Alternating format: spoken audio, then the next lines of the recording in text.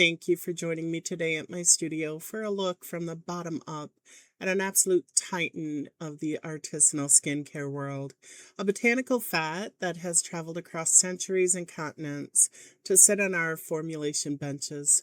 We're going to dig into shea butter today. So let's go ahead and close the doors to our formulation studios.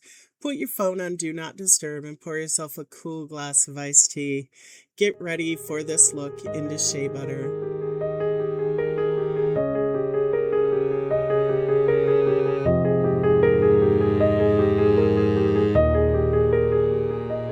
This was an absolute easy butter to research. I, however, am not a fan. And before you come for me, this is not to say that it's not a great butter. I just had issues in my early formulation days while working with shea butter, issues that I could have avoided if I had done some research before just diving into using shea butter in my formulations. Once I started researching the ingredients before using them, I was able to avoid the novice issues such as what I had with shea butter. Now, if you look at almost any indie skincare line, natural body butter, or comforting hand cream, you are bound to see shea butter on the label. Shea butter is celebrated as one of the ultimate skin saviors out there to use in your studio. It's fortified with deep hydration benefits, but as artisans and mindful formulators, we cannot just ride the wave of ingredient trends. We have to look at the science. We have to understand the specific lipid profiles and the transactional relationship that those lipid profiles have with our skin barrier, and how their physical composition changes the texture, melting point, and stability of each and every batch we create with it. Today, we're going to strip away the marketing fluff. We will talk about unrefined versus refined shea butter and discuss where I personally failed as a new creator, which led to my slight distaste for using shea butter in my formulations. We will break down its fatty acid architecture, map out precisely where it acts as a total skincare rock star, and uncover the specific formulations where it can actually completely ruin your product. So go ahead, grab your formulation notebooks, turn on your bench scales, and let's get to work on learning about shea butter.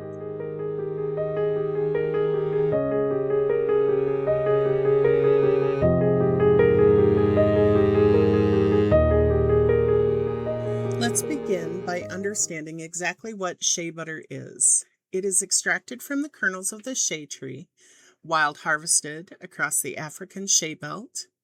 And when purchasing your shea butter, you want to look for companies that actively partner with and name their women-led cooperatives in countries like Ghana or Nigeria, to name a couple. This fat is unique because it is comprised of two distinct fractions: a saponifiable fraction, which contains the main fatty acids like stearic, oleic, palmitic, and linoleic acids that provide the bulk of the moisturizing and conditioning properties, and an exceptionally large unsaponifiable fraction, which is everything else that does not convert to soap, like triterpenes, tocopherols, which is vitamin E, and phytosterols, which are natural cholesterol-like compounds found in plants. The unsaponifiable fraction of shea butter consists of valuable bioactive compounds that do not turn into soap when mixed with lye. In cold processed soap, these compounds survive the saponification process and remain in the finished bar, providing exceptional skin conditioning and anti-inflammatory relief, along with deep moisturization. While most plant oils contain only about 0.5 to 1% unsaponifiable matter, raw shea butter boasts an astonishing 5 to 11%. This is why it behaves so differently from a standard liquid plant oil on the skin. When you hold a piece of shea butter, its physical behavior The fact that it's a solid block at room temperature, but melts seamlessly the second it presses against the warm skin, is dictated entirely by its fatty acid profile. Oleic acid ranges from 40 to 55% of the butter.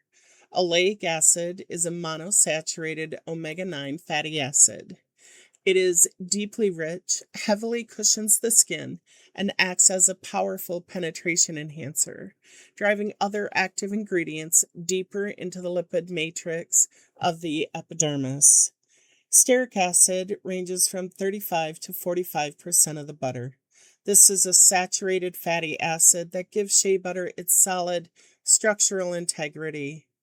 On the skin, stearic acid mimics the natural lipids found in our skin barrier, acting as an exceptional emollient that locks in moisture and keeps product from feeling instantly wiped away.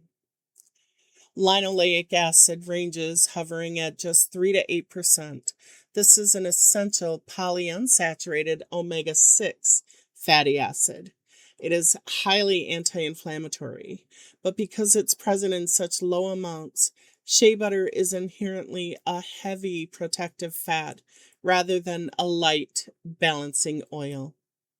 As an artisan skincare creator, the very first decision you face at the bench is choosing between raw, unrefined shea butter and physically or chemically refined shea butter.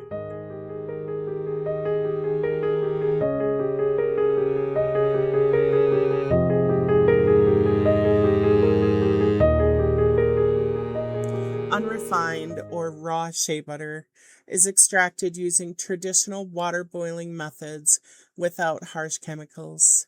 It retains a deep ivory or soft smoky yellow color and carries an unmistakable earthy, nutty, distinctly smoky aroma. I do believe this is what gives me the distaste for it. I took my cues from my sister, who was such a strong proponent of raw, unrefined shea butter. I was introduced to shea butter with a raw smell because it undergoes zero chemical processing. Its 11% unsaponifiable therapeutic profile, including natural vitamin A, vitamin E, and cinnamic acid esters, remains completely intact.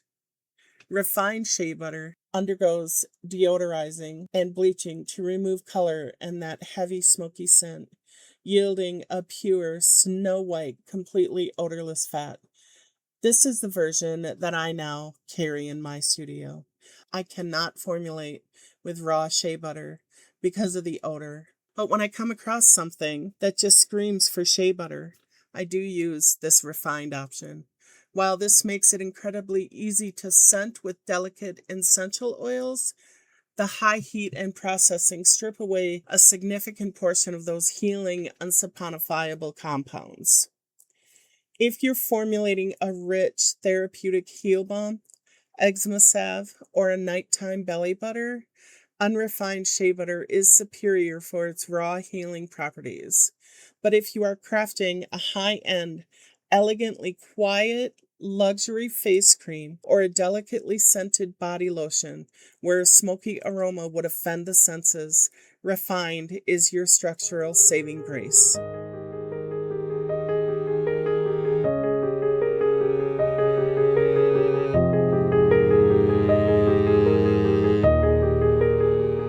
Now that we have the stuffy science out of the way and we understand the molecular makeup of this gorgeous butter, let's talk about how it actually behaves when it meets human skin, where it sits on the comedogenic scale, and how to successfully formulate with it without running into the dreaded grainy batch disaster. Let's tackle a massive piece of skincare misinformation that keeps popping up on social media. You will see people online screaming that shea butter will instantly clog your pores because it is thick, while others swear it completely cured their facial acne. What is the truth? On the standard cosmetic comedogenic scale, shea butter sits firmly at a 0 to 2. If you are familiar with the comedogenic scale or have listened to any of my previous podcasts, you will know the rating system and how it behaves on your skin. I will also include a link in the show notes of the scale and what it looks like, as well as where the ingredients that we have already talked about sit on the scale. This will be an ever evolving document to include each ingredient as I do the research and present my information to you. Even though it feels incredibly thick and occlusive, the high percentage of oleic acid allows it to absorb into the skin rather than sit as a stagnant, suffocating layer on top of the pores. If you are formulating for mature skin, severely dry skin, or skin with a compromised stratum corneum, like people suffering from winter windborne skin or eczema, shea butter is a magnificent therapeutic addition. If your true intent is to formulate a lightweight daily radiance cream for someone with active, oily, or highly cystic acne, do not include shea butter in it. Its heavy, rich profile can trap excessive sebum underneath its protective barrier, exacerbating breakouts for congested skin types.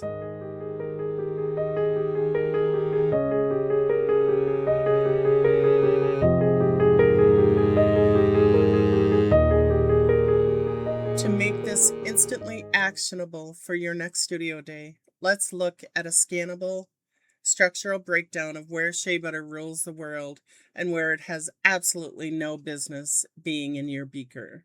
This miraculous butter belongs in emulsified body lotions and night creams. At a usage rate of 3 to 8% in an emulsion, it provides a gorgeous professional thickness and cushion, leaving a long-lasting velvety softness on the skin. Anhydrous whipped body butters, when paired with a light liquid oil like jojoba or avocado, at a ratio of roughly 60% butter to 40% oil, shea butter whips up into a beautiful fluffy mousse that melts instantly upon contact with the body. Used at 5 to 15% in a soap recipe, its high stearic acid content contributes to a hard, long-lasting bar, while its massive, unsaponifiable fraction leaves a luxurious conditioning superfat behind that keeps the soap from stripping the skin.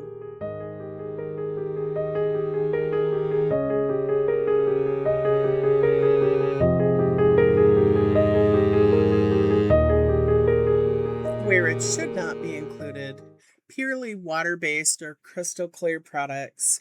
Because shea butter is a heavy, completely oil-soluble fat, it cannot be included in clear facial toners, hydrating hyaluronic acid serums, or botanical mists. Attempting to force it into a water phase without heavy industrial stabilizers will completely ruin the product's appearance and stability. If you want a face cream to absorb in 30 seconds so a customer can immediately apply makeup over it, shea butter is too slow moving. It leaves a gorgeous, deliberate, protective sheen that will cause the makeup to slip and slide throughout the day.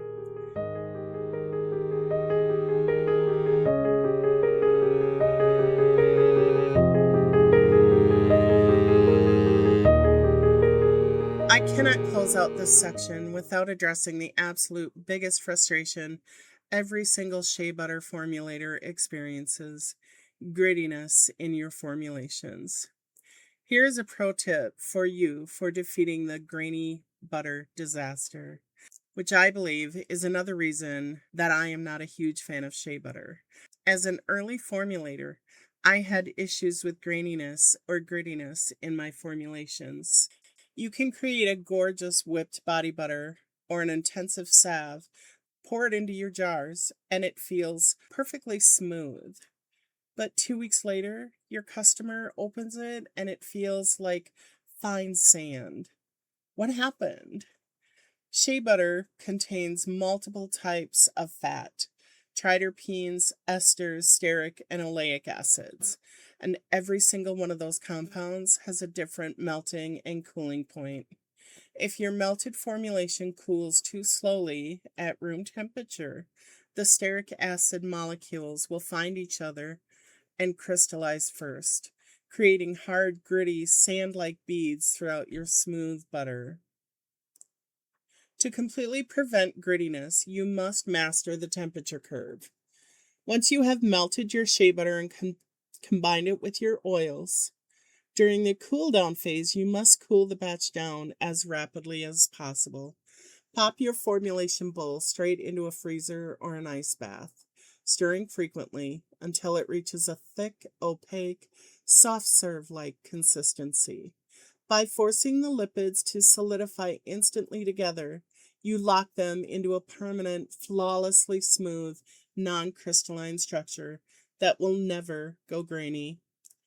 As I've grown in my formulating journey, I had mastered the grittiness issues I saw in the beginning with shea butter. But because I had too many issues to begin with, I just find it on the lower side of my go-to list.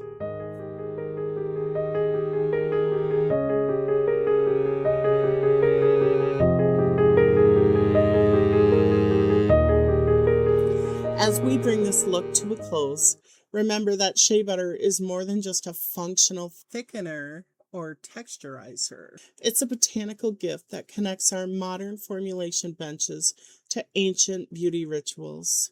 When you treat it with respect, understanding its melting behaviors, respecting its fatty acid limits, and matching it to the exact right skin types, you elevate your skincare from a basic product to a true, deeply healing ritual.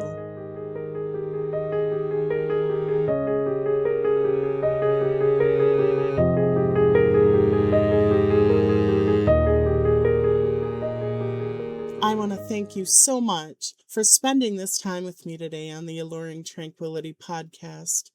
Don't forget to open up the show notes and save the little helpful things I have created for you. Hit that subscribe button and share this episode with a fellow maker who is ready to elevate their craft.